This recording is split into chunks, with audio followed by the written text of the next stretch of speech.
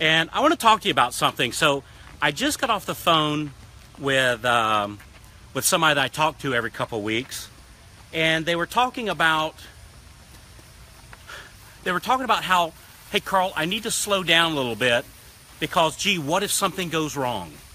What if something goes wrong? What if we don't have a closing close on time? What if we don't get back with somebody? What if we miss a lead? What if something like that?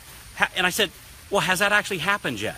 And they said, well, no, not yet, but I want to be cautious because we're all real busy and we just want to make sure everything's going okay. So here, we're going to walk over here a little bit. So it made me think about a story about Jack Roush.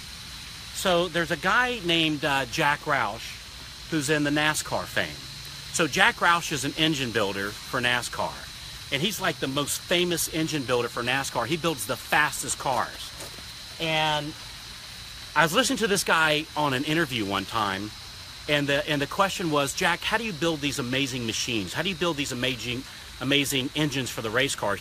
How is it that your competitors actually buy your engines to race against you on race day? And he said it's real easy. He said, while everybody else is afraid of the engine breaking, right here at Roush Industries, we encourage it. Let me tell you what he does.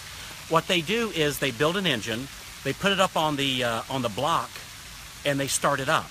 And they give it full throttle, and they let it run, and they go and grab, like, lunch. Come back, the engine blows up, right? The engine's blown up. So then what they do is they break apart the engine to see where did it go wrong? Like, what broke? And let's say it was a piston ring or something like that. He said, we find that piston ring that broke, and we build a better, faster piston ring, a stronger piston ring. We put the engine back together with the new piston ring, and we fire the engine back up, give it full throttle, and then we go home for the night with the engine running. When we come back the next day, engine's blown up, and we tear the engine apart to see what went wrong again. Now let's say this time it was a valve spring, right? He said we identify what broke, and then we build a bigger, faster valve spring. And by doing that, by constantly doing that, we build a bigger, faster engine. Same thing in our mortgage business, guys, is you want to build a bigger, better, faster engine so that you can close more loans in less time, right? That's the name of the game. But you can't do that if you're going, whoa, wait, something might break, something might go wrong. What if? Gosh knows, last time we did that, something went wrong, so we can't ever do that again. Don't do that. Find out what breaks in your system and fix it, right?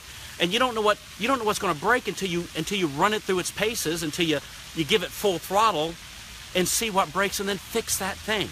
And I hear what you're saying. You say, Carl, wait a minute, I might lose a relationship, right? I might make somebody angry, right? And don't get me wrong, all that stuff's real important.